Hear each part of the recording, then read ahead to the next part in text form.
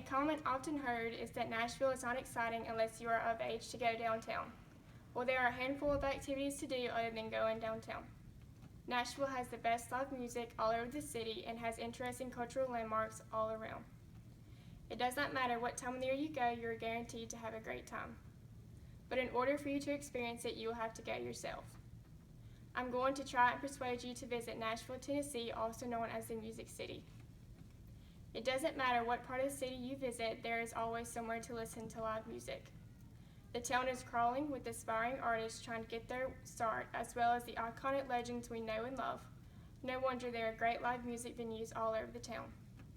In the article titled Style Blueprint, it has a list of 13 great live music venues in Music City.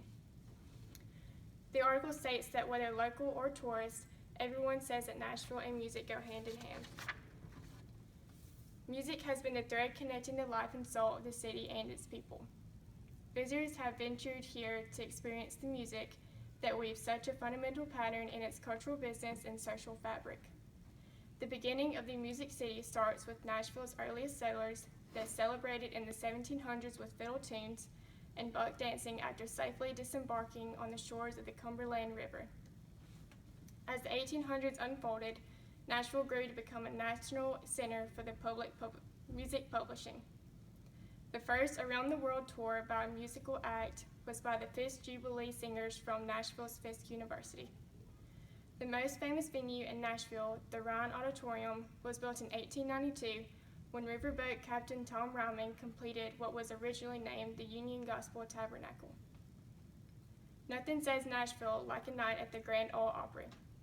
What began as a simple radio broadcast in 1925 is today an entertainment phenomenon showcasing a mix of country music greats, new stars, superstars, and legends. In an article titled Ordinary Traveler by Christy Woodrow, she states that being on top of the tourist attractions in Nashville, the Opry hosts hundreds of thousands of patrons each year, meaning that no matter what show you attend, you can expect a full energy-filled house. Woodrow also states that while Nashville may be the country music capital, the stage at the Grand Ole Opry has seen acts ranging from country to pop to Americana, gospel, and even comedy. As you can see in these three specific instances, you will absolutely without a doubt fall in love with music around the city. Cultural landmarks are posted up all around Nashville. In an article titled Cultural Trip by Lena Collar, she lists 9 historical landmarks to see in Nashville. Collar stated with more than 2.5 million artifacts, the Country Music Hall of Fame and Museum is called the Smithsonian of Country Music and holds hundreds of historical musical instruments like Earl Scruggs' banjo, thousands of clothing items worn by country artists, including Glenn Campbell narrating the history of country music. Collar also stated that the museum hosts weekly instrument demonstrations and has a songwriting program for schools called Words and Music. Collar states that in addition to the exhibits at the Country Music Hall of Fame and Museum, you'll find the 776-seat CMA Theater, the 213-seat Ford Theater, and the Taylor Swift Education Center. Being able to travel is an amazing experience that teaches you so much about its history. When I traveled back in the summer, we spent most of the time learning about Nashville's history.